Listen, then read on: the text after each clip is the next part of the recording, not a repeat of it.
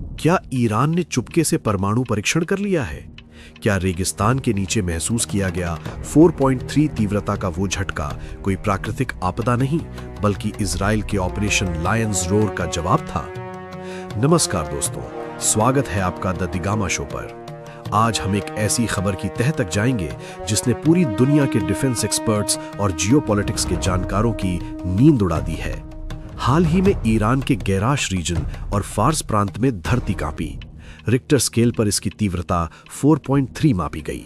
लेकिन जैसे ही ये खबर आई, सोशल मीडिया के गलियारों में एक ही सवाल गूंजने लगा, क्या ये वाकई एक भूकंप था या ईरान का अंडरग्राउंड न्यूक्लियर टेस्ट?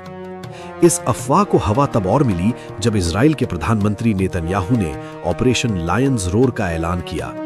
आखिर खमेनेई और नेतन्याहू के बीच बढ़ते इस तनाव का इस भूकंप से क्या कनेक्शन है?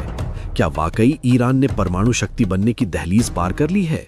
चलिए आज विज्ञान और रणनीति के चश्मे से इस रहस्य को डिकोड करते हैं।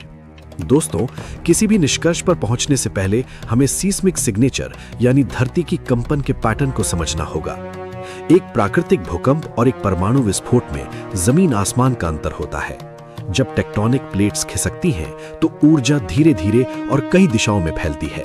इसे हम नेचुरल अर्थक्वेक कहते हैं। लेकिन जब कोई परमाणु परीक्षण या बड़ा विस्फोट होता है तो ऊर्जा एक ही बिंदु से झटके के साथ बाहर की तरफ निकलती है। इसकी लहरें यानी सीस्मिक वेव्स बिल्कुल अलग होती हैं। अब सवाल है कि क्या दुनिया को बेवकूफ बनाया जा सकता है? इसका जवाब है नहीं।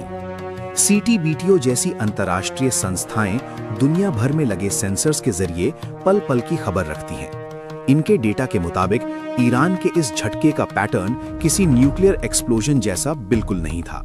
तो फिर ये अफवाहें उठी क्यों? इसके पीछे है क्रोनोलॉजी।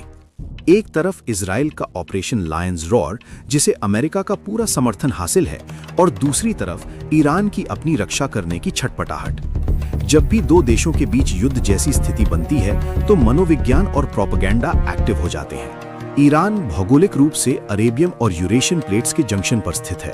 यहाँ भूकंप आना बहुत सामान्य बात है। लेकिन जब तनाव चरम पर हो तो हर प्राकृतिक घटना को एक साजिश की तरह देखा जाने लगता है। 2024 और 2025 में भी ऐसी ही अफवाहें उठी थीं, जिन्हें बाद में वैज्ञानिकों ने पूरी तरह खारिज कर दिया। दुनिया भर के भूवैज्ञानिकों का मानना है कि इस भूकंप की गहराई और तीव्रता बिल्कुल प्राकृतिक थी। अगर ये परमाणु परीक्षण होता तो रेडिएशन के निशान या वायुमंडल में गैसों का रिसाव कहीं ना कहीं डिटेक्ट जरूर होता। लेकिन याद रखिए, डिजिटल युग में सेंसेशन सच से ज्यादा तेज बिकता है।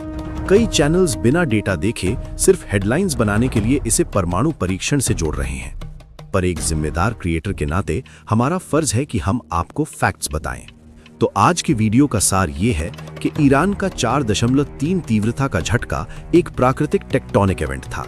अभी तक किसी भी अंतर्राष्ट्रीय एजेंसी ने परमाणु परीक्षण की पुष्टि नहीं की है, और ऑपरेशन लायंस रोर एक मिलिट्री स्ट्रैटेजी है जिसका इस प्राकृतिक भूकंप से कोई सीधा वैज्ञानिक संबंध नहीं है। दोस्तों, युद्ध के मैदान से ज्यादा खतरनाक होता है अफवाहों का मैदान। इसलिए हमेशा गहराई से जांचें और सही जानकारी पर भरोसा करें। अगर आपको ये एनालिसिस पसंद आया और आप ऐसे ही जियोपॉलिटिक्स और साइंस से जुड़े वीडियो देखना चाहते हैं